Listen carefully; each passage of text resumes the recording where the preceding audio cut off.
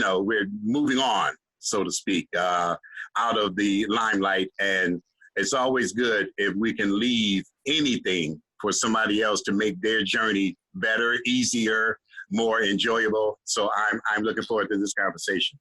Excellent. Thank you so much, Oscar. And Warren, we don't have your picture, sir. You show your good looks, sir. Yeah, you know something, man? I'm really trying to work this out because it's showing my inept of doing this Zoom thing. So I'm trying to act like I really know what I'm doing, but it ain't working out too good right now. So I'm gonna try to do this again from my phone because when I do it from the computer right now, it keeps saying and doing this picture, which I don't really know where they got the picture from, which is kind of interesting. But nice picture, brother. Yeah. I'm trying to. You know, it's not real quick while you're doing that. You know, before you do the switch, if you could just introduce yourself, let folks know about the journey. Okay. Well, my name is Warren McRae. I've known Bill White and Damon Mendes for way too long, and we go from the way back from when we were kind of just working our craft out and trying to make everything happen to like doing some incredible things and working with some incredible people as well. So, I'm a bassist. I've been here and living in New York City for a while. I moved out to LA. I'm from Jamaica, Queens. So I kind of did the whole Jamaica, Queens thing for a minute and, represent them as best I can. I think that there's been a great number of musicians that's come out of New York City. And, I was blessed to be able to play with a lot of them, Damon and Bill being two of them, exactly, Obviously, the other brothers I didn't get a chance to play with because we all kind of play the same instrument. And unless we're doing a Bootsy gig or maybe a George Clinton kind of gig, there ain't going to be 2 or 3 or 6 or 7 bass players, So, but I have much respect for everybody else that's here. And I hope that, we can shed some light and hopefully move the initiative along, Excellent. So just in case anybody just coming in, again, this is If You Don't Know, Now You Know show, and we just have some great brothers who have been in industry a long time, and we just like to, the whole goal is to, just give some information, through our journey that we believe deep in our hearts that'll help anybody else. So, let's start with Brian. Brian, if you would start, with just your journey and how you think with the, the things that you've done can help, like things that you've done has helped me, has helped Bill, and what you think it can help anybody else will be awesome. Just briefly, my whole involvement in music was because I wanted to just help people. That was my whole reason for doing it. And Earth, Wind, and Fire got me on that journey. So as I went through my development, I've met a lot of people who were very helpful, very very passionate musicians, but also very, very concerned people about where our people are going, because I grew up in Hollis, Queens. And by the time I started playing music, the neighborhood was exclusively Black. And everyone was it's a healthy middle-class area, but I was bused into white neighborhoods. So I had a hostile school experience, but a very stable and loving neighborhood experience. And when I started playing music and started getting out in the world, I wanted to make sure that I was being as helpful as possible. So I've always tried to do things that brought people together. We've been sort of raised to compete with each other. And unfortunately, in many ways, it's very unhealthy. But working through that, I've always found cats like yourself to unite with and work with and do things for the right reasons. I've always worked to make money, but music is a tool for our growth as a people and just helping the world at large was always my reason for doing it, quite frankly. So, getting involved with the Black Rock Coalition as I did through Kelvin Bell, and then working at Manhattan Center Studios, which is where you and I started working together, Damon. I've just had the opportunity to interact with a lot of friends, make new friends, and just build a network of people that I'm really focused now on pulling the cinch cord on that and bringing those people together and sharing our life experiences and sharing our possibilities for potential moving forward. Because as we get older, our information becomes much more valuable, as we've been saying, and we really don't want to leave, particularly our young brothers and sisters out there, with nothing. Just like we have a lot of young folks protesting now. We actually don't need to be sitting on the sideline, because young protesters can make mistakes, just like we made them. So they need to move past where we got to, but they can only move past it by having the information that we have combined with their youth and their passion, or they're just starting over again, fighting an enemy that's well versed at knocking them down because they're young. And that's my life's philosophy, and music is the best way to execute that. Right, I agree. I like Totally agree with you. Yeah. Kevin ONeil. I would like to say that on this date, as it sits on my iPhone, which is July 9th, 2020, we're seeing something that every day it's something new. We're seeing things we have never seen before. I know that I'm in a room full of New Yorkers when I'm on this call. And the last time I checked, they were doing a bunch of advanced New York graffiti work on the streets in front of a big hotel over there. And I think that would be that they are painting Black Lives Matter on the street in front of the Trump Hotel. Is that correct? Correct. That's correct. Yes. It's already up in Harlem. They did it in Harlem. They're trying to do it in all 5 boroughs, actually. Yes, sir. So as I'm receiving the national media on New York at this time, I think it's quite a noteworthy day to be having this conversation. I always think, because I'm out here, in California on the West Coast, where it's been very kind to me. I get around a little bit. New Yorkers are almost in a bubble. You guys are in a bubble because there's so much creative talent, and everything is just always centered around New York. So the thing that's going on, your level of able to even accomplish things and visualize them, and that are a little more everyday for you, are not every day for most of the country. And they are not every day for most of the world. And they're definitely in the lead one way or the other. People are paying attention. So it's just beautiful to be having this conversation in the face of young people. I want, I had a thought about young people, and I wanted to put it out there along with all you illustrious people that are checking it out. I'm going to get down to the bottom. I'm so proud of these young people that are out there today. And I'm so proud of them because in the process of they know something is wrong, and they're right. Something is wrong. And I know out here, I can speak for my neighborhoods, there was quite a bit of protesting, quite a bit of peaceful protesting, and some looting too. And I have some friends that suffered some losses, so I want to be considerate for all involved. But what is different that we're able to talk about is that, unlike the riots the Watts riots in the 60s or the Rodney King riots, these young people went to the pillars and shrines of economic and consumer opulence, and they let them know that something is wrong. Okay, so they did not tear up their own neighborhoods. They took it to Beverly Hills, and they took it to Santa Monica. Listen to us. And they're right, because I think a lot of people don't want these kids. They just straight up don't want them. They do want their consumer dollars, but they don't want them. And it makes such the biggest difference. I know when I was hanging out a bunch and Billy Higgins was still here, he used to have the kids come over and take little workshops and learn some things. He would let the little kids get on the drum. And the little kid would be just up there banging, playing anything. And Billy would go, "Oh, man, you remind me of Philly Joe Jones when you play that. And then if you put a little more doodad on it, man, you will have it together." And we talked about it. And I said, "Billy, I would think you would give them a beat to work on, or a rudiment or something, some homework to come back and show me how you're working it." But that's not what he did. Now all those little kids, they're in Kamasi's band, okay? All of them. And they're in their contemporaries, and they're amazing. And it's just something about if you want these kids. So I think I'm so proud of our young people who are figuring stuff out on their own. So I wanted to put that on the table.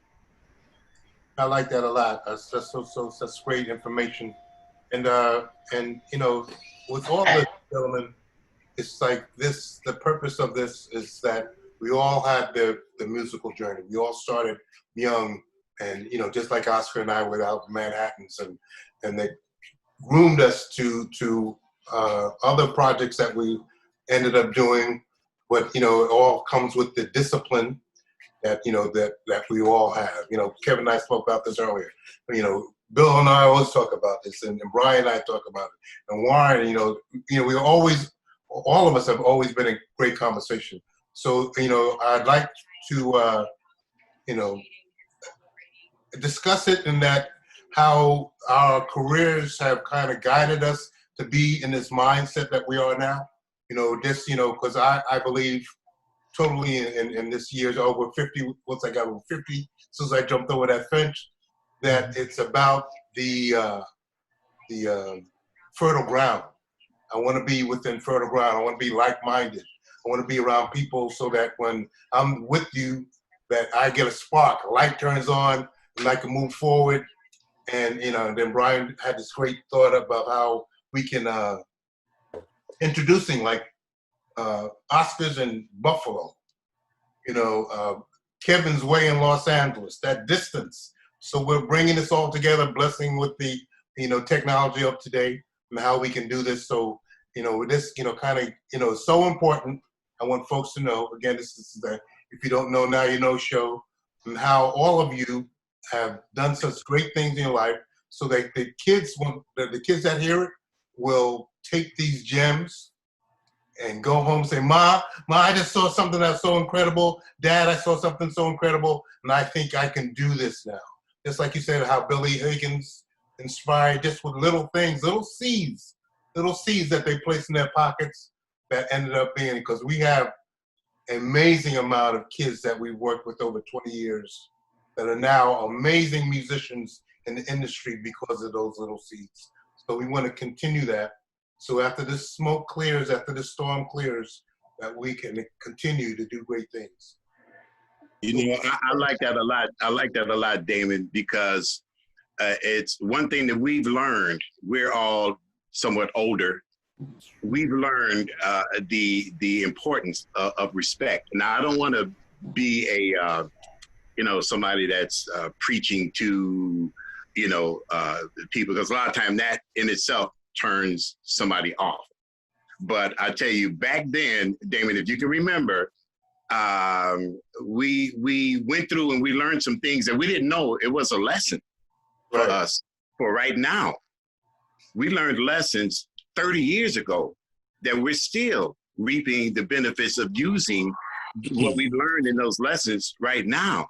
And that's an awesome thing, because if anyone hears our stories, oh man, each one of us can tell stories about girls, you know, on the road, in the hotel, about drugs, either from ourselves or... Now, why you had to bring all of that up when we were just talking about the kids? I mean, no, wait a minute. Kevin, I'm just trying, you know...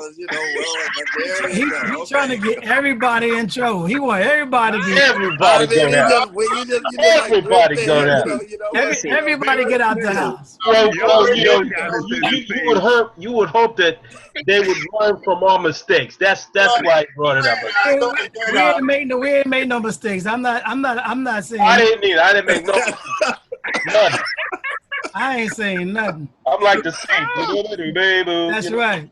See now y'all want to act like, okay, let the girls come on and see what they say about. Oh, I got some stories to tell you about Bill, about Kevin. But listen, if like for me, I didn't get into music because I was talented outright.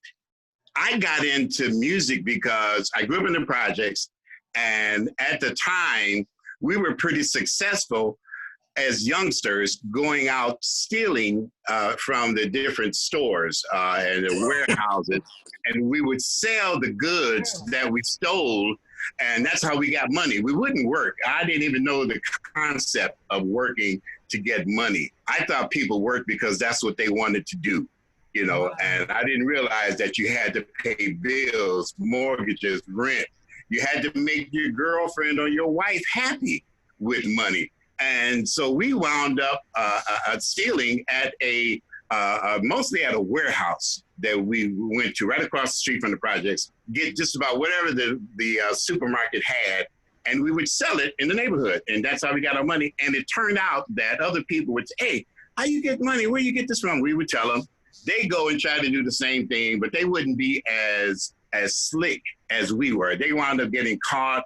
They started having guards at the warehouse. So we said, listen, we got to do something different because we're going to get shot messing around here, because now it's everybody's, you know, is doing the same thing we've been doing. And so we said, what are we going to do? This is like in the summertime. What are we going to do? We were around maybe, I don't know, 14, 12, 13. And we said, well, one of the cousins that was with the guys played drums, and somebody else played guitar, or at least, you know, were able to. Say, okay, we're going to start a band. And I don't know why trumpet and bass were the other two instruments left. So one of the guys said, okay, I'll play trumpet. And I wanted to play bass all along because I just thought it was a cool instrument. So I said, okay, I'll play bass. And that started it. I got the bass.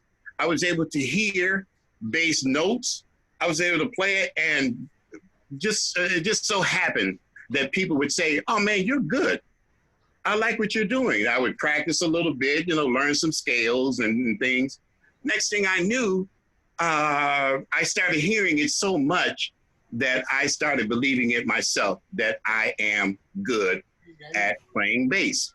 Now that goes to this, young people nowadays, they hear about the games that they're playing or videos that they're good at. So now that's what encourages them. But this is one thing I know, and I believe in my heart, that these young people today, these cats are so much smarter and so much more intuitive that whatever they endeavor to do, they will prosper. They'll be good at it. So now they're spending 18, hours a day on one thing, playing a game, or maybe they'll go out playing ball here and there.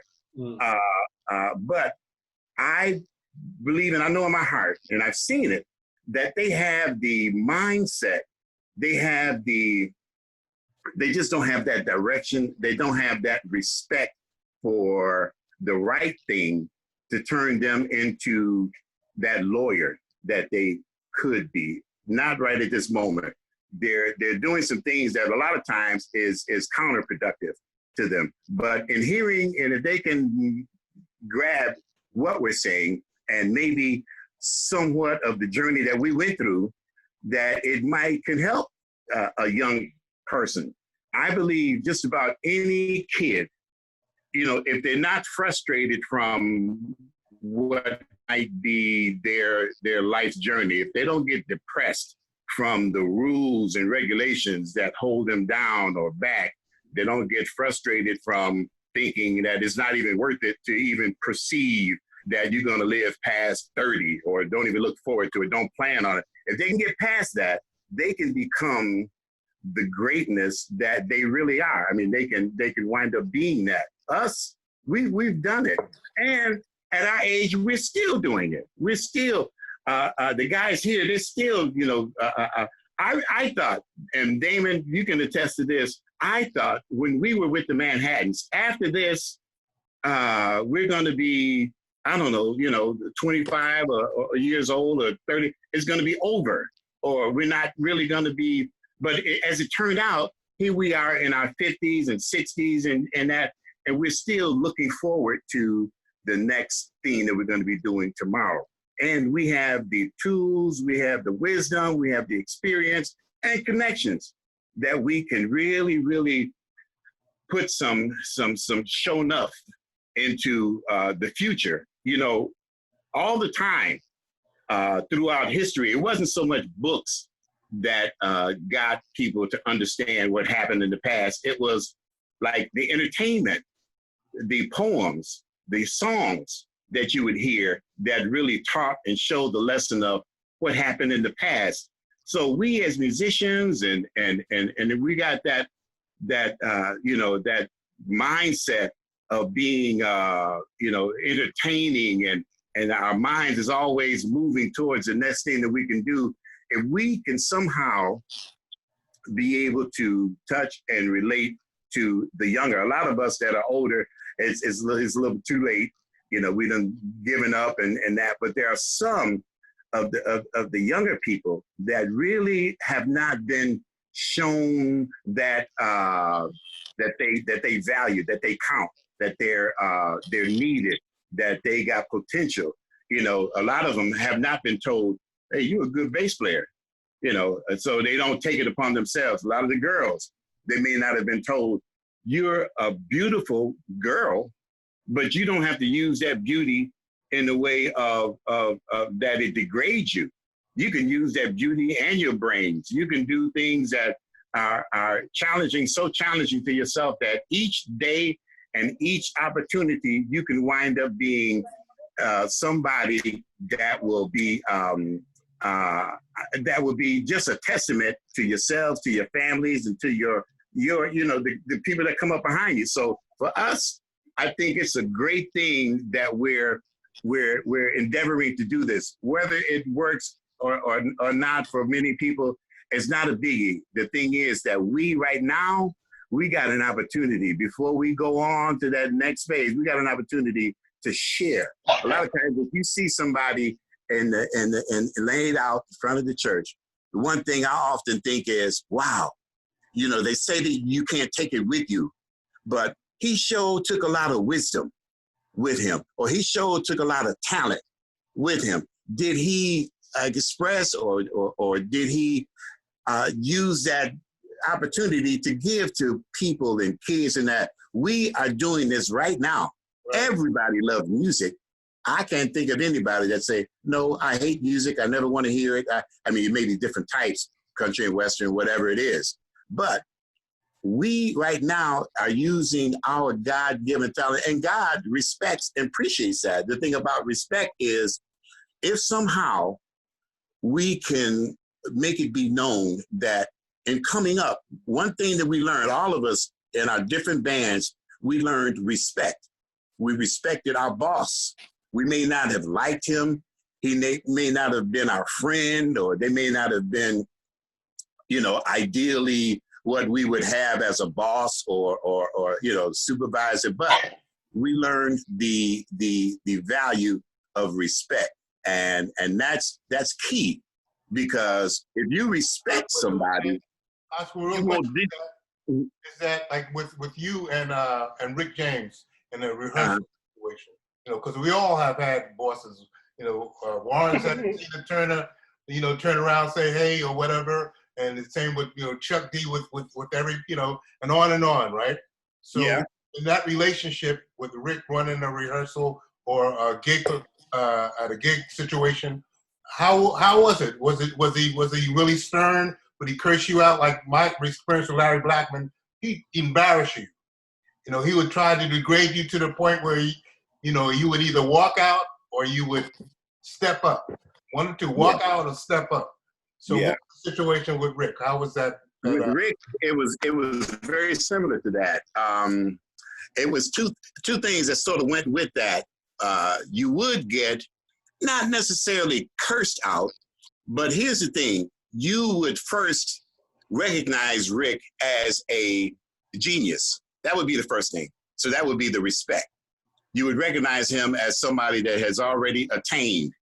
So when I got with him, he had already had the first album out. He had already done things with Motown as a writer, even growing up younger. So in rehearsals, it was a sort of a tense thing, but it wasn't so tense that you didn't enjoy. And part of the enjoyment was, if he liked what you did, he wouldn't go outright and say, oh man, you did great, you did wonderful. It would be that he allowed you to play that. If I did a bass line that he didn't like, he wouldn't curse me out about it. He would just let me know, what is that? and then I would do something different. But if he liked it, he would just add to it, or he would let me continue in it. So that let me know that he likes it. I got to a point, we were doing his one of his biggest albums, the Super Freak album, Street Songs, and the song called Ghetto Life. We created it in the studio. I say we because Lannis, the drummer, it was a downtime in the studio, and he just started playing a beat. Boom, boom, boom, boom. And I'm hearing the beat. I know that we're waiting for the engineer to clean the tapes or something. And so he was just playing. I got my bass in my hand like I do now. And I just started playing this bass line along with the guitar line. And Rick didn't stop it. If he didn't like it, he would say, hey, yeah, I'll cut that out. It wouldn't have been it would just be a thing where you want to please your boss. Not because he's paying you, not because because you like his, at that point, his acumen, what he's done. He's made millions, and you like that. So if you could do anything to show, to your boss, and he likes it, that's almost pay right there. And I'm playing the song Ghetto Life, the bass line and the guitar line. He changed it around a little bit and started having Tom, the guitar player, play the high part, which was the guitar lick. So I stopped playing the high part and I just played the one note. I said, all of these songs that I'm doing, I created the bass lines to a lot of the songs on there. They were all moving, Super Freak. They were all moving.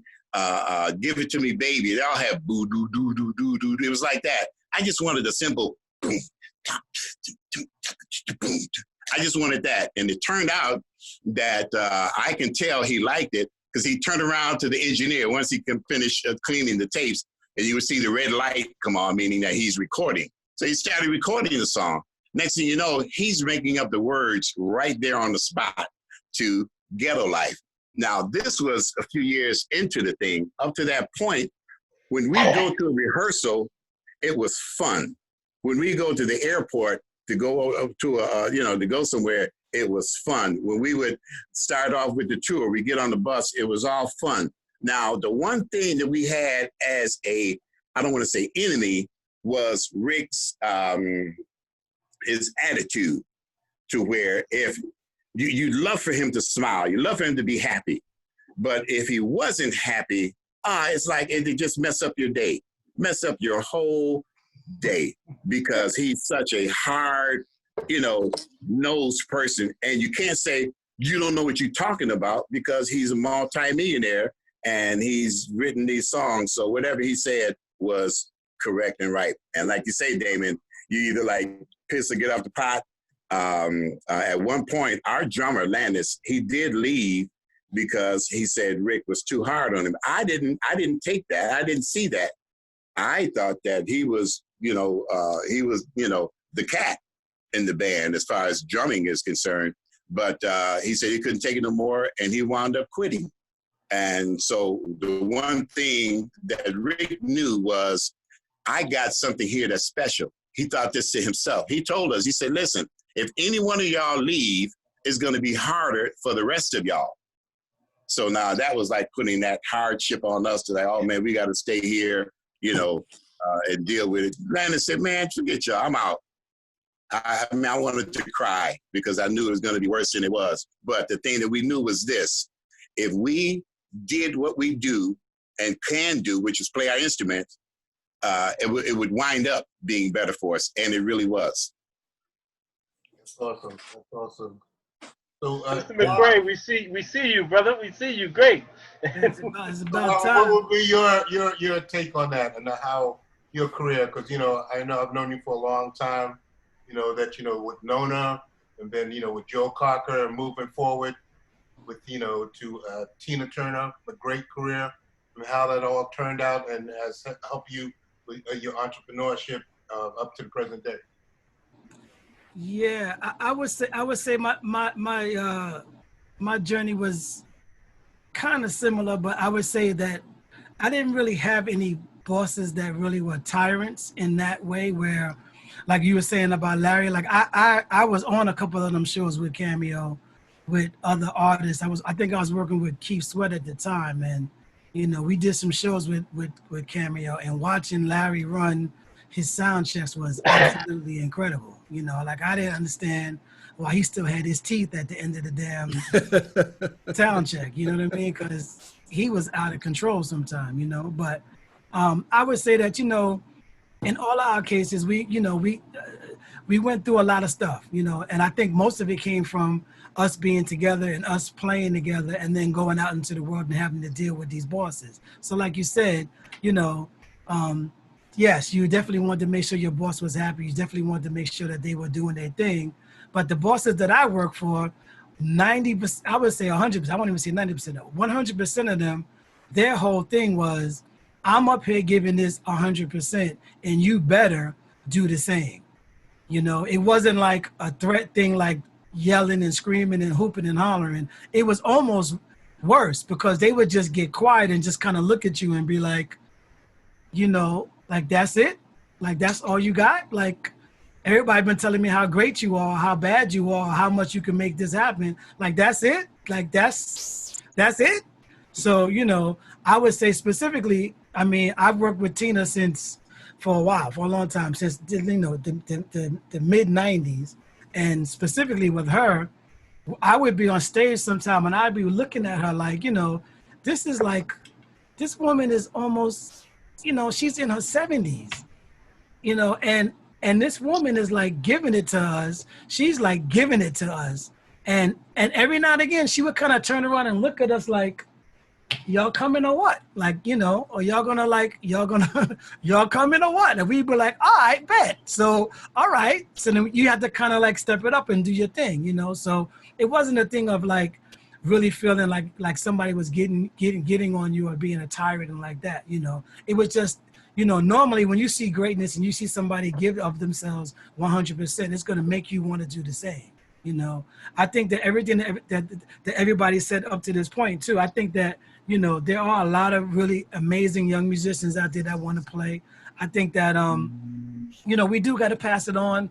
And I do believe that if they would practice a little bit and maybe not do the videotape or the video games and all of the other things that are distractions right now. I mean, we didn't have any distractions really when we were growing up. We had either playing, and 90% of the time we was playing to try to get a girlfriend or trying to impress a girl or impress somebody, or doing, you know, going to the gigs because there's going to be pretty girls there and all that. So, you know, there wasn't Facebook and Instagram and TikTok and this and that. So, you know, we wasn't really as distracted as some of the people are now, you know. But I'm really happy to see a lot of younger people starting to play again, you know, and I'm really, really excited about some of the younger people like in their teens that are really starting to pick up instruments and really be very serious about it, you know. So I'm hoping that'll be something that they'll move forward as well. And if they get anything from what we're talking about is that, you know, all of us came from, you know, very humble beginnings. None of us were born with a silver spoon in our mouths, and all of us, I'm sure, that are here, we all worked really hard for what it is that we got. You know, we practiced really hard. We worked on our craft. And the other thing that I will absolutely say is that being, I won't even say a kind human being, but being a human being is just as important as being really talented. I've been in a lot of bands with a lot of people, and I've seen a lot of really talented people get fired for being idiots and for not being respectful, not being respectful of themselves, not being respectful of other people, definitely not being respectful of women, you know, just not being respectful. So you can be a bad mug and you can play your face off, but don't think that unless your name is on the marquee, if your name is on the marquee, then you're probably not going to be the one that's going to get fired. But if you go work and you go get a gig and you're working with Beyonce and you start acting crazy on the road somewhere in Germany with Beyonce, I would almost guarantee you they're going to put you on a plane and send you home. And before you even know it, somebody's going to be there taking your place, playing your parts and getting your cash. So, you know, the musician part of it is definitely important, but the human aspect of it is absolutely important because, you know, when you're on the road with people, and the thing that maybe people might not understand that we all understand is we're all family when we're on the road. So if me and Bill are on the road and we working and we got to go somewhere if we're in the middle of Italy and it's time to go eat, I need to be able to call Bill and say, yo, let's go get something to eat. Or I don't need to feel like, man, I don't want to call this cat because, you know, who wants to do that?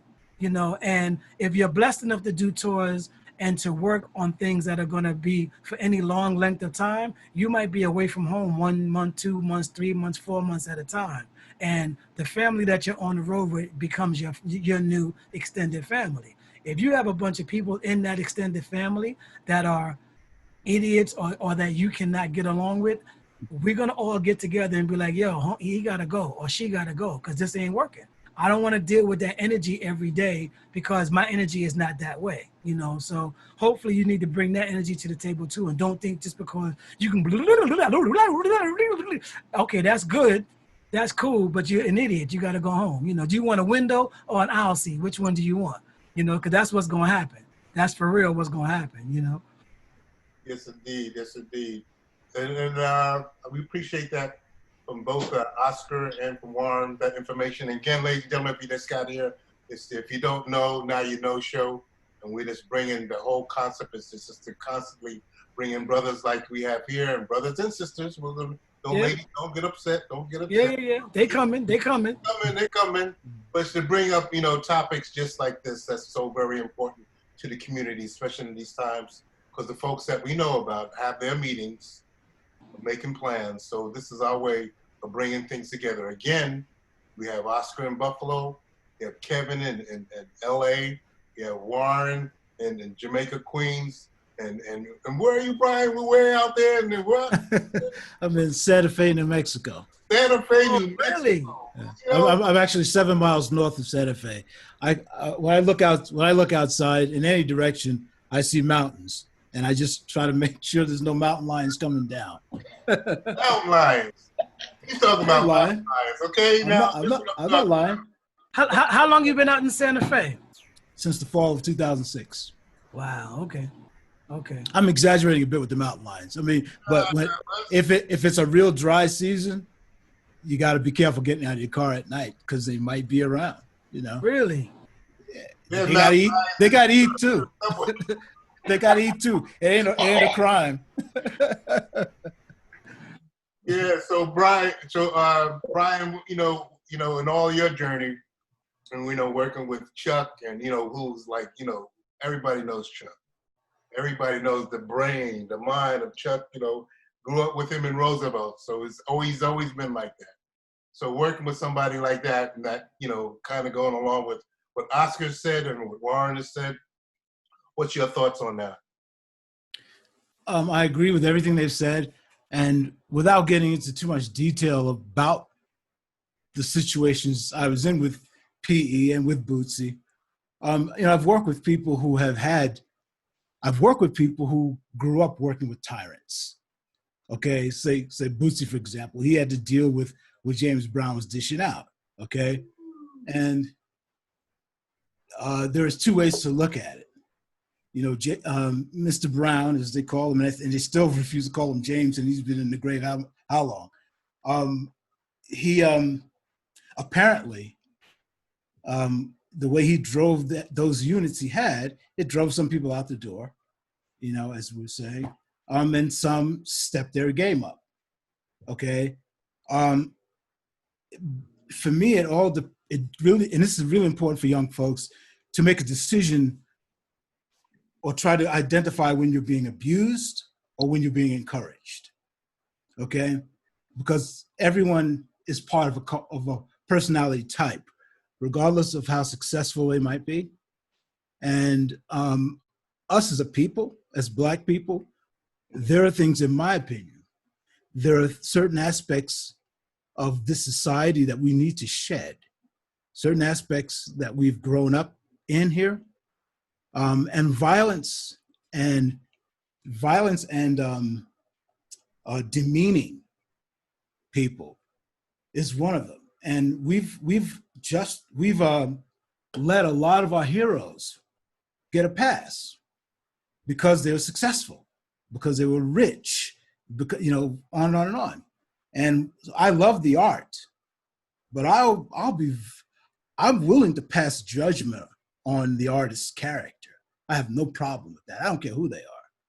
And I think in order for us to move further as a people, we must accept our responsibility to each other to grow as a people. Okay, I'll never forget. I was when I was touring with Bootsy. I was touring with Bootsy and Public Enemy at the same time for a couple of years, and I never forget being up in like the upper level of this big rehearsal space that Bootsy has on his ranch, and there were 3 bass players on the gig: Bootsy, T.M. Stevens, and myself. And for half of the show, the three of us were playing at the same time, playing the same bass line for half the show. That is not easy to do. Okay, it's not easy to do. 3 bass players. Now, TM can play, when he was in before his current health situation, in my opinion, I mean, TM could play Rings Around Bootsy and I with one hand, okay? Because the dude is that bad, I remember TM and I were up in the upper level rehearsing some of the bass parts, and we were playing, I could be wrong, but I believe it was Cosmic Slop, I believe. And so Bootsy came up. And if you're listening, Bootsy, I think I said this to you at some point. So he came up and he started laughing, and he said, "Yeah, that's the first song George never paid me for." Okay. Now, when he said that, the first thing that came to mind, because there was a lot going on, there was a lot of drama happening. It was a big band. I was part of the administration as well. Okay. So I see where the money comes from. I see where it goes. Bernie was on that gig. Bernie Worrell's on the gig. Keith Cheatham from Sun was on the gig. Frankie was on the gig. Frankie Cash. On and on. So when Bootsy came up and said that, the first thing I thought in my mind was, okay, he's probably prepping us to accept whatever George did to him, he'll do to us. That's the first thing that came to my mind. I have no problem saying that. We're all adults here, okay? And we're talking about money, lots of money that he lost when George didn't pay him. Well, that's your problem with George, okay? But don't try to condition me to accept the same thing. So I started laughing to myself because given all the other things that had happened those days leading up to it, that's just where my mind went. And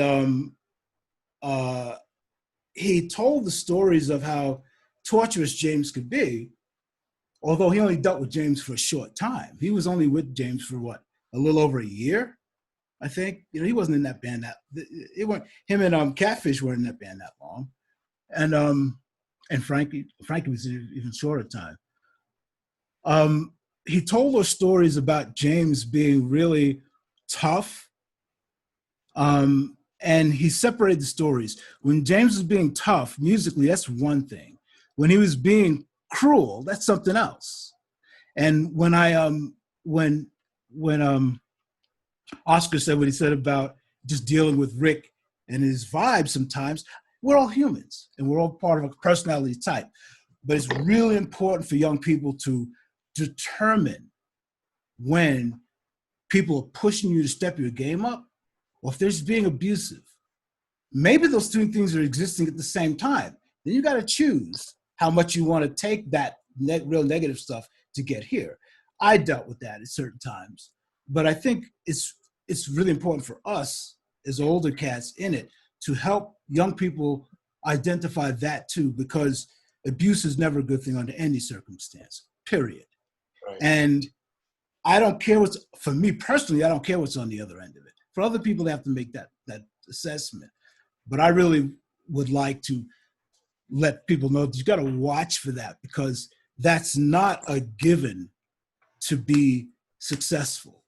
It's just the course that some people have, okay? But it's not a given. You don't have to get ripped off You don't, that's not the dues you should be paying. When people say, I paid my dues, you know, you don't stop complaining, I paid my dues. Well, you paid your dues because you had no other choice. You lost money. You wish you had that money, right? Maybe, you know, maybe your kids would have been a little bit better off if you got that money. When we start pushing, when we start selling that romantic notion of how poorly we were treated, and we open the door for other people to take that, then we don't grow as a people. We don't grow as a people. And this is a really powerful time for us as a people to grow. You know, when I was growing up, I got spankings as growing up, and I'm assuming most of us did. You know, I got spankings. But a couple of times, I got spanked because my father was mad, not because I did something wrong. That's not good. So I promised I would never raise my hand to my daughter, and I never did, because I never wanted her to feel that way towards me, the way I felt when that happened to me.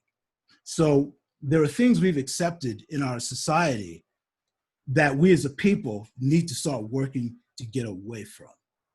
Because the power we have, just with the 6 of us here, the power we represent is a power source.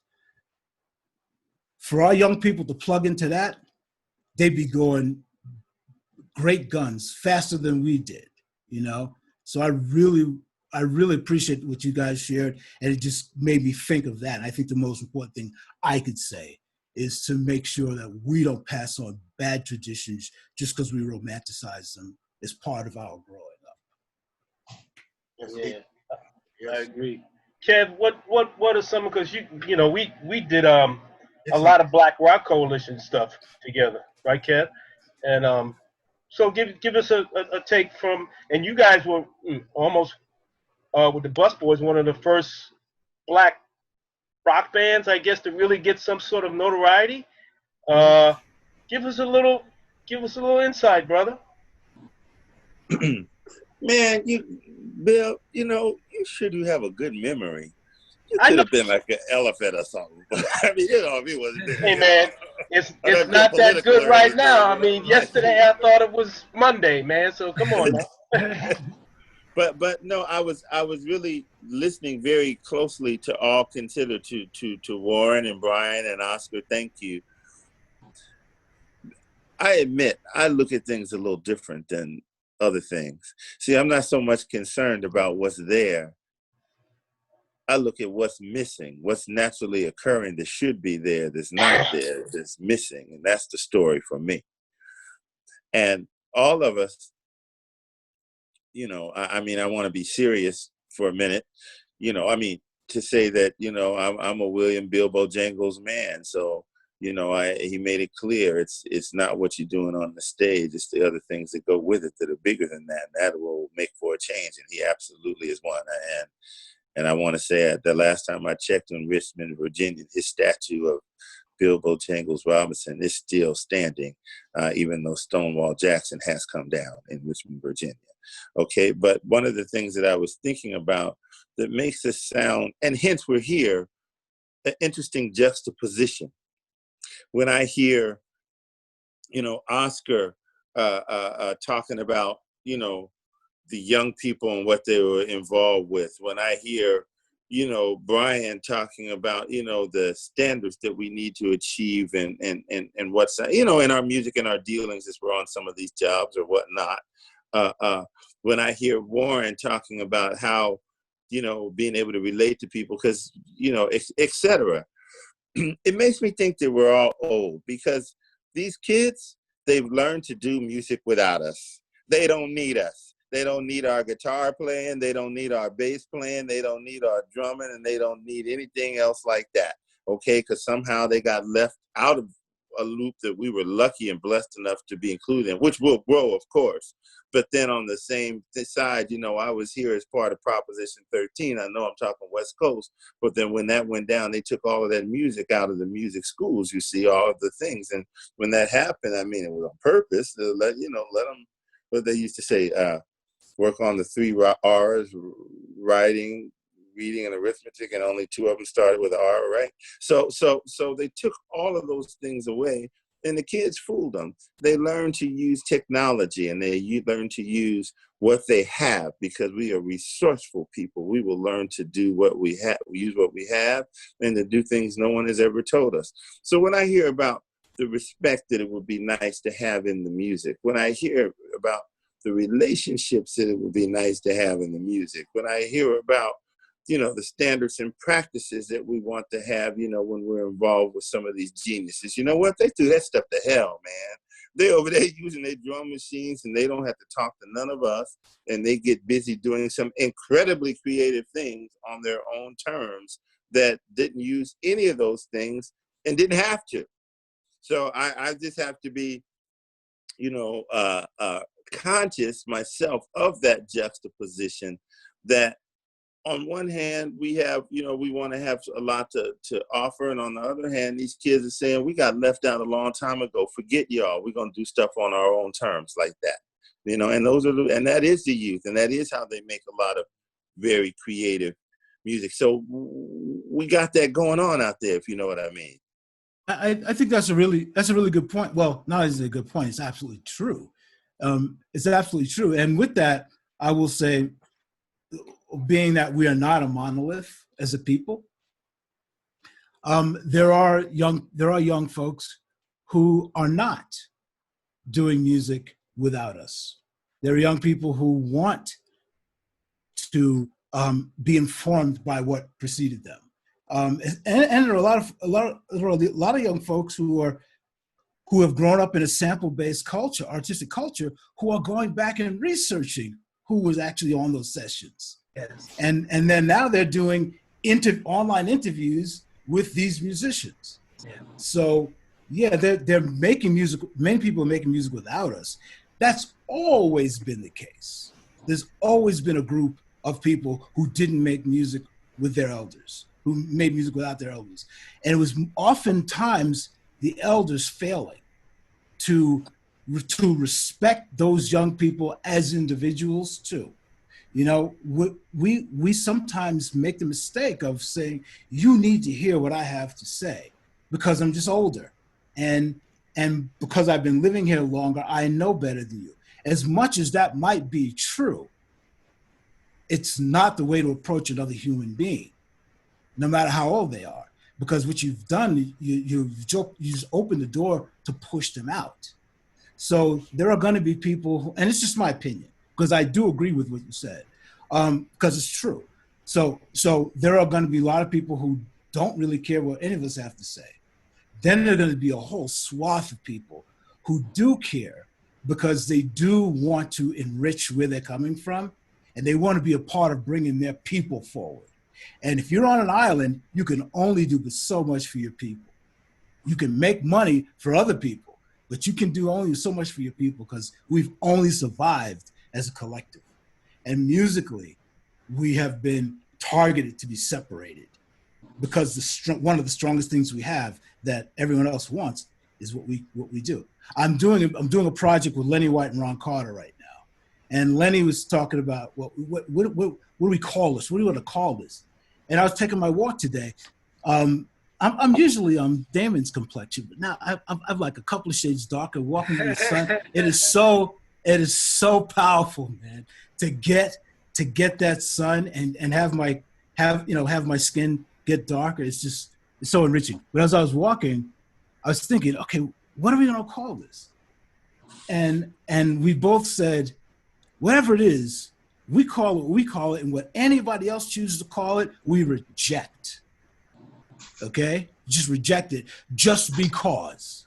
Okay? And so then I had to like knock off the bullshit of how I've been thinking about it. Well, does it need to be a one-word thing? Does it be a combination of things? And da-da-da-da. And these are all the things that we were taught that we have to do to make it acceptable to who.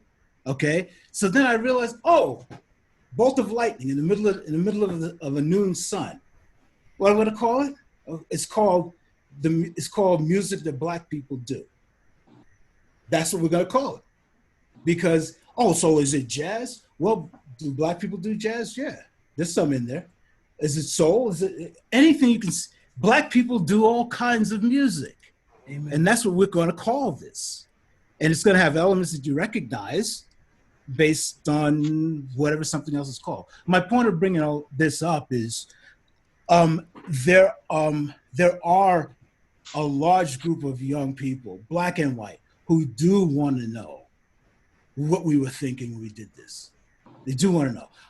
And why do I say that? Because I'm a human being. I had a conference call with Mud Skillings and Damon Williams from the Ohio Players, okay? Why? Because Damon is a historical figure to us.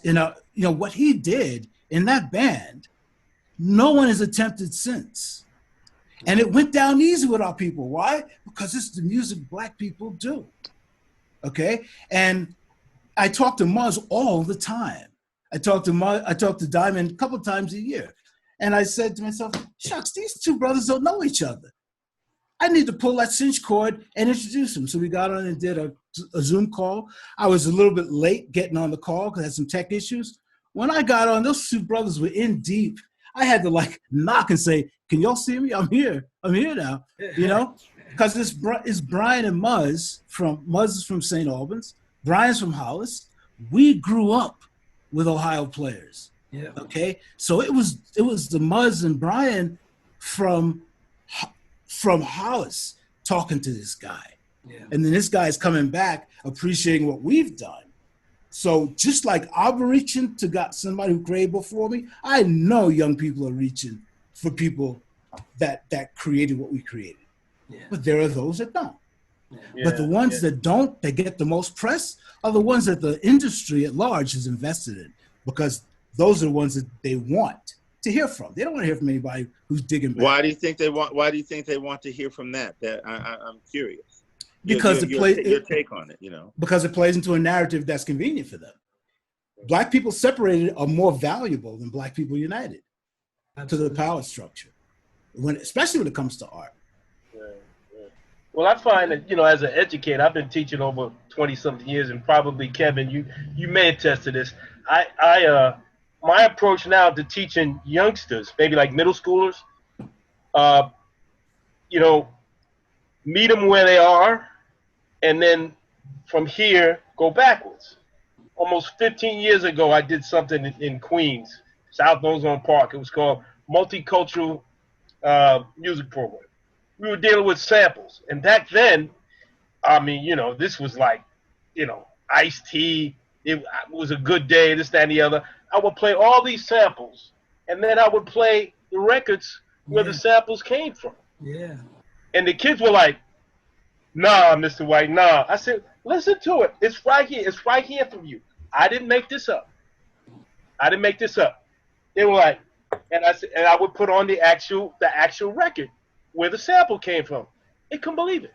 So I think that's something that has evolved for me as a teacher, to meet them where they are, and then go back and bring them back to where they are, and then hopefully that taking them back will move them forward. Because I know some hardcores are like, man, I'm not dealing with that. I'm not dealing. But you have to, because that's what they're listening to. So you have to make it valid. Like, you can't, like Brian would say, you can't just, no, the kids are going to be turned off. And I learned a lot I was at the Boys Club for 12 years. Yeah. But I had to really, and now I'm, up with in Renaissance in the Bronx. I had to really, you're not dumbing yourself down, but you're almost like you're a boxer. You're like waiting for your opening, and then there it is, bang. You know what I mean? So if you give them a sample or you give them a song, this, that, and the other, I said, well, you know what? This song has the same progression. And you know when that song was made? 1963. They're like, wow, really? And they actually listen to you because you're like, and you play it. Don't take my word for it. Like I said before, tape don't lie. It's the boxing analogy is perfect, and I'm going to use that because all I'm really talking about is like trying to help us become good mentors. That's all. So the boxing metaphor is so perfect because if you're sparring with someone, if I'm an old head sparring with a young guy, and he's making mistakes, and I know if he makes this mistake in the ring, he's gonna get dogged. So I'm not gonna try to expose his mistake by knocking him out. I'm gonna expose that mistake by making it really clear. It's like, bang, I got you. That shit hurt, right? But I ain't gonna dog you. I'm not gonna dog you out. Well, because that's me. The human part of you. Yeah. There are a lot of us. So here's his record. They don't have that human part. They just nah, that's wrong. Nah, that's wrong. Yeah. That chord is wrong. That chord is wrong. Well, what did you hear that made you play that chord right there? Yeah. Right. Yeah. You know what I'm saying? Yeah. So then it's like, well, if you play this, it's almost like that. It's actually a substitute for this. But then that goes back to our training. Right. So in other words, like I said, you go back and you bring them forward. So you're training them while you're actually having what they're doing valid, so they don't get offended or discouraged. Right. The worst thing you could do is discourage a young person. Right. Exactly. That's the worst thing you could do. Right. And like you said, Bill, I had a conversation with a young brother one time, and he asked me, why is this man messing up this Biggie record? Because he thought Between the Sheets was Biggie's record. The Ozzy brother, he wanted to know why this man Biggie's record and was singing on it. And I was like, bro, I gotta come in, man. I gotta talk to you real quick, because I can't just allow you to even believe that that's what really happened. So let's just go back and kind of like what you did, and not in a bad way, but just like, yeah, that is a Biggie record, and yes, Puffy did sample it, or Diddy, or whatever you want to call him today, but this is where it came from. This is where he got the record from. And unfortunately, the man is not messing up his record because he did it first. And, it's kind of impossible for you to mess up the thing that you originated, you know what I mean? So let's just kind of put it in context, But to what Kevin's saying too, I think the other thing I'd like to say is, everybody doesn't have to play an instrument, because this is absolutely the day of, drag and drop and samples and this and that. And there's like computer programs that you can, drop a sample in the program. It's going to make everything the same tempo. It damn near makes everything the same key. All they got to do is mute it and keep it pushing. And that's great. I mean, okay, if that's as far as you want to go and that's what you want to do. But then when you listen to people, or those same young people hear other artists that actually put the work in to actually know how to play an instrument, then they look at them and they're like, wow, they're so great. And my answer to them is like, they are great and they are really good, but what they did different than what you did was they just put some time in and learned to craft. Kind of what like Bill was saying. They went back and said, okay, I like this song because it has minor chords in it. So let's just figure out what minors are instead of majors. I'm not trying to make you into Beethoven. You don't have to be Beethoven, but you got to kind of at least know your craft, because knowing your craft is just going to make you better at that thing. And it even will make you better at possibly sampling stuff, because you're not going to be, like I used to DJ with my cousin, and my cousin it amazed me. And I guess because I'm a musician and I'm really dumb in some respect, it used to like amaze me that people would mix records that were in different keys sometimes, right? So when I used to mix records, they were almost in the same key, or they were like really relative to the key, as opposed to it just being like off the thing. I was doing tempo stuff too, but I was trying to make sure the keys were kind of seamless as well. And my cousin said to me one time, like, that song really went really well with that other song. And I was like, yeah, it did. And without really telling him why, it was like, because they're in the same key, so music, the musicality of what it is that we know can help us in all areas. So I'm just trying to teach the youngsters and people that's coming behind us, so that you have all the tools to use them however you can to make it better for you to be better at what you do. Because the more information you have, the better off you're going to be. Brother Warren, you are making me, I'm sorry, you are making me laugh. I am over here cracking up because you over here telling me, hey, we need to make sure to know what chord we in and what key. Okay, I'm just going to go confessional here in public. One of my problems is in the middle of the night, I'll pick up my phone and just start buying stuff. I'll go walk But around that's the corner okay. and come back in the middle of the night and spend $250. And what I'm trying to say is I have seen on Facebook this package where you can buy like 1,000 cords, and Oh, you you don't think can. I didn't almost just buy that instead No, you of getting can. the- You can, but the difference is going to be, I'm pretty sure that you're not going to put something in the pack of two keys that are completely south and north of each other and make them put them back to back, because I've seen people do that. So Yes, I will. Maybe no, that's you why I don't won't. have as many No, you cases. won't. But No, you yes, won't. I No, you will. won't. I mean, I like You can't possibly yes, I make me will. believe It's my that. problem. Okay. Yeah, Yeah. but I hear what Warren's saying. But in argument for the kids, they had a lot more technology than we had when we were Way growing up. more. Way more. Way And more. I never really used to listen to samples, this, that, and the other, But some of the stuff that they come up with is like incredible, man. It's I'm dope. like, well, It's incredible. It's incredible. Who thought to do that? I mean, I wouldn't have It's done that. incredible. I mean, I wouldn't have done that. Yeah, and trust me, I'm not saying that Did they everything. know what they did? Right. Maybe not. Oh, know? well, but yeah, but hold on. They Right. did know what they were doing. Right. They did. Because I'm saying if some musically. no, saying no, that's my point. Because there's thousands of years of harmonic training that we have as a species in Western music, as an example. Okay, so we recognize when something works. Right. So they knew what they were doing because they knew they dug it, and something that every human knows innately is that if I like it, somebody else is probably gonna like it too. Yep.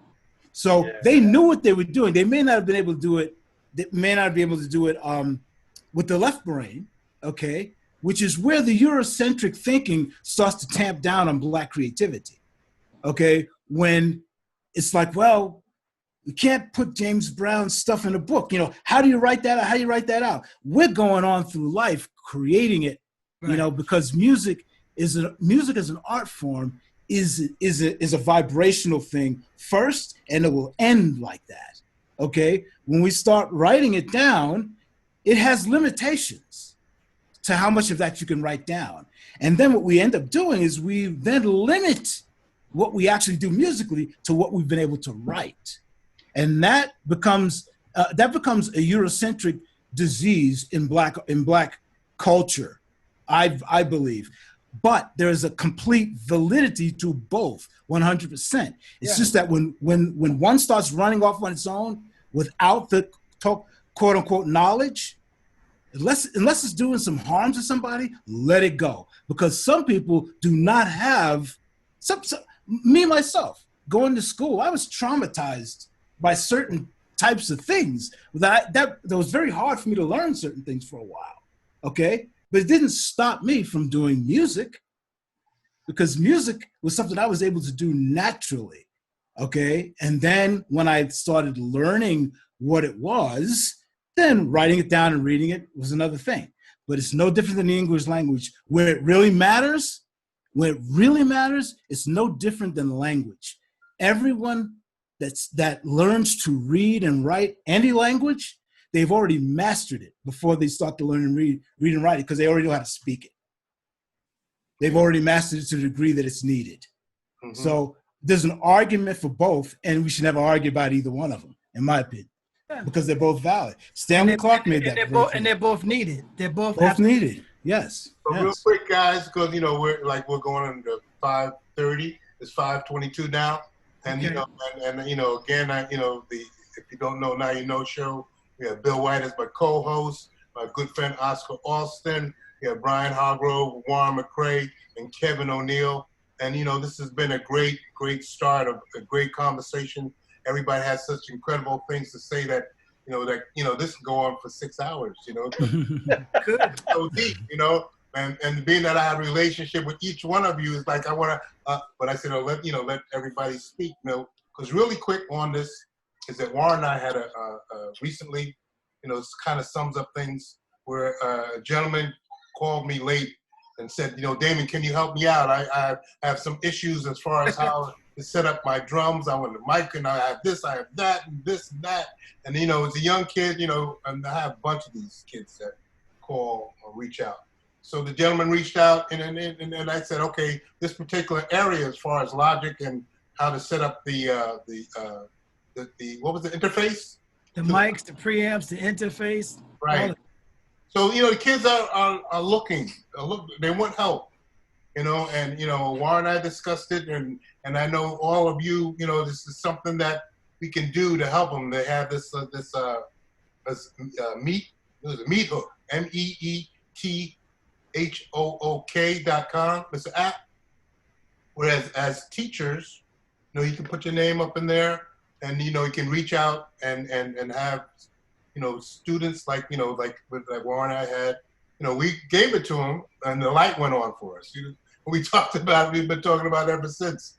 Of, we can't give all the gems away for nothing, but we can just, turn the light on and to start to get set up some kind of program like that. But, all in all, everything that we're doing, that we're talking about, is so important.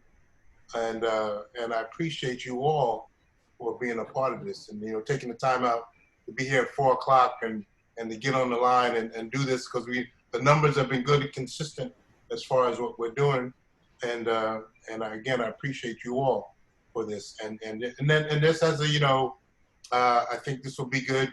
As a quick shout outs of folks that have been reaching out. Lenny White reached out. Butter, a good friend Butter.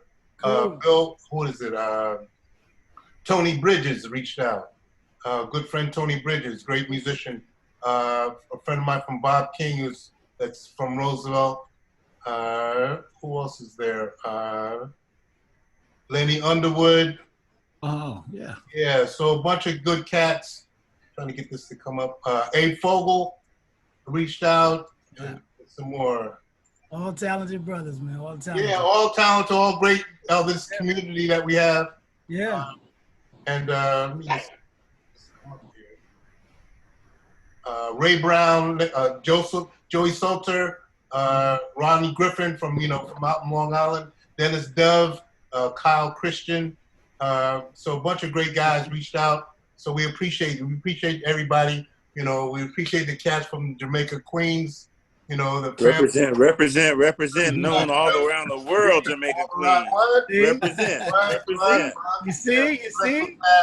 And Oscar, coming from Buffalo, we appreciate great things that you. Oscar, man, I must have paid more than a couple months of rent playing your bass line, and I ain't the only one. Do you know how many people you have put to work? Do you know how many people you have put to work? That's right. That's right. Lord have mercy. That's how right. many people are making a living off of your bass? What? Thank you. I don't know how many. I've been in so many club bands. I've been in so many club bands. Those songs, and every time I would play it, I said, my friend is Oscar Alston. If you said how bad a bass was by whether you were able to pay your rent off, do you know how many people all over the world are paying their notes for where they live? That's right. Thank you, brother. That's right. Thank you. Man. I appreciate all of you, man. Oh, thank you, brother. Damon, make sure everybody here has my email and my phone number, please. Yeah, absolutely. Yeah, I'll definitely do that. I'll get everybody to do that. But real quick, a quick story with Oscar, right? When I was on the road, and we Cameo opened for Rick James, and we were walking in the hotel. I see Oscar. He said, "Hey, man, I didn't know we haven't seen each other in years, right?" So Larry Blackman says, "Hey, man, come here. We do not talk to the other band." Yo, I got that story too. That's my brother, yo. My mom knows Oscar. My grandmother knows Oscar. Don't matter. Walk in my house. Don't matter. Yo. And what happened after that? He didn't like me. But it was like, he thought I was like giving away trade secrets or something. Yeah. You gonna slip them the set list or something, you know? Right. I'm like 1, 2, 3, 4. We count the song in. Okay. Yo, man, let me share something similar. It ain't no secret, okay? So, Boots is on tour, and we do some shows with Larry Graham. Oh, Graham Central Station.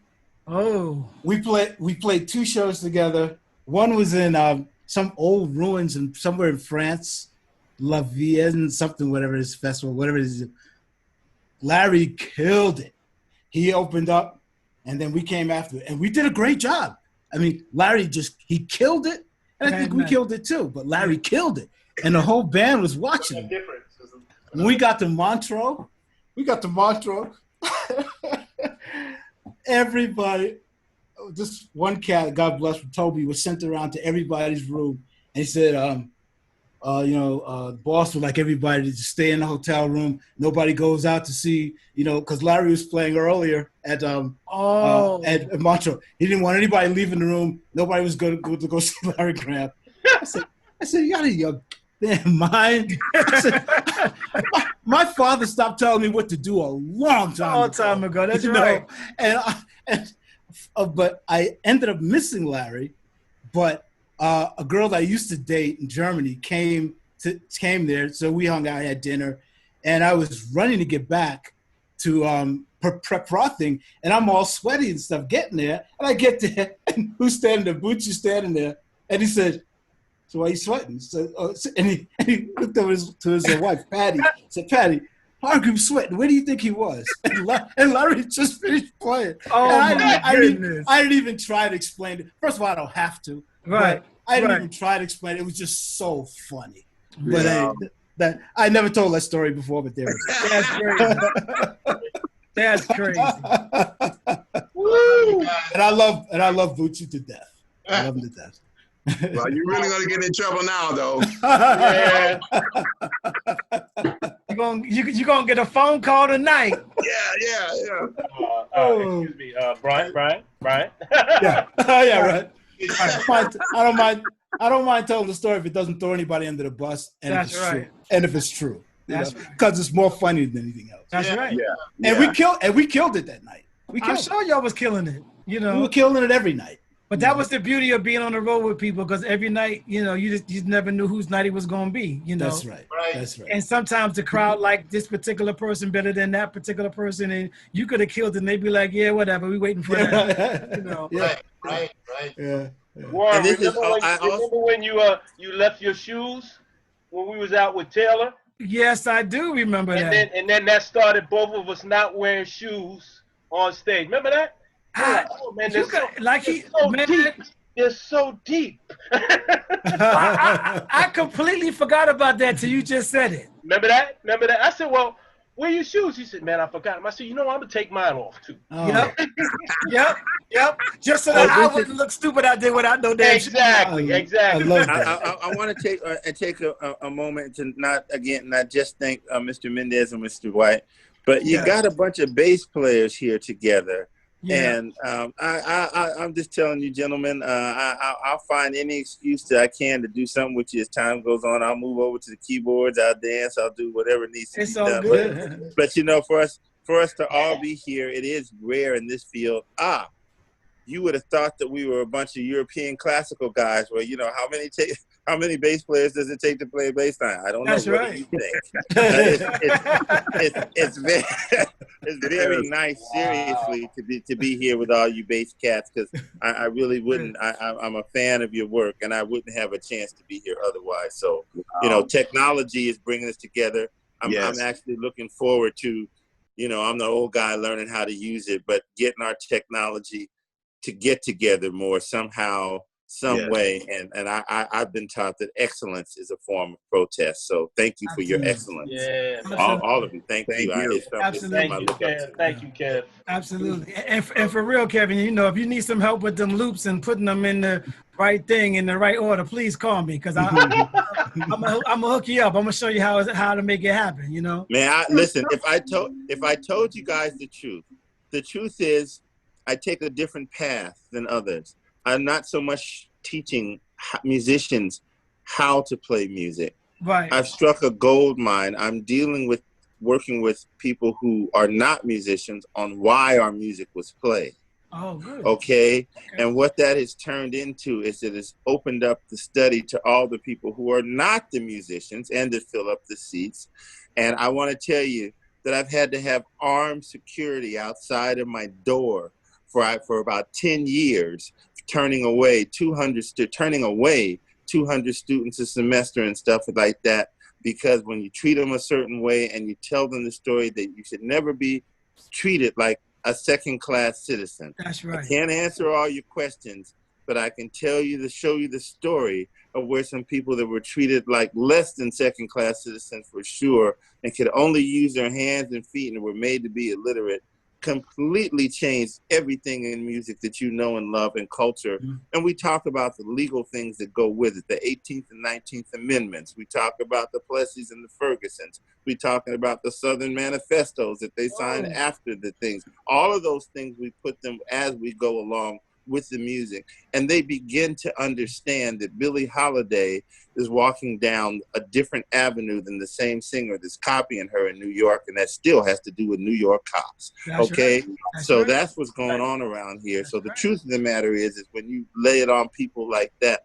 this is something you might want to know about, that you can't keep them away. It's very intimidating. Good. So that's the truth.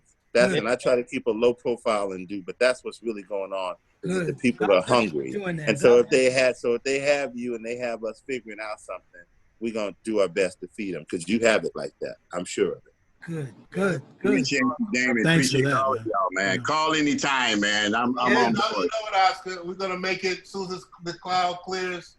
You know, we got to get you to New York and yes, show you off and all, so folks know. And we're going to do things, because Brian's really good with that as far as the endorsement thing and all. Wow, yes, absolutely. For everybody, because it's definitely a mindset of how that's approached and all.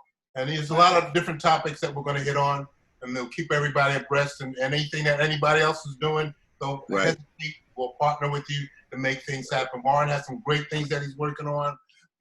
Brian has some great things he's working on. Bill and I, so everybody that's working on it. Kevin, I love what you just said. And all. Let's, I know, Oscar, what you're doing in Buffalo. So let's all see how we can make things work. Because this platform on the Zoom is strong, and we can just continue to do things and let people know that we're up and about, and that we're mighty. Absolutely. Yes, absolutely. New York. God bless New York. Look after New York. God bless New York. That's just amen.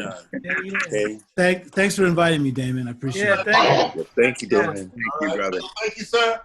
Okay. Man. Don't know, now you know show, and we'll be back next Thursday. We're going to put it all together, everybody, okay? Thank you, guys. Much love. Thank you, Bill.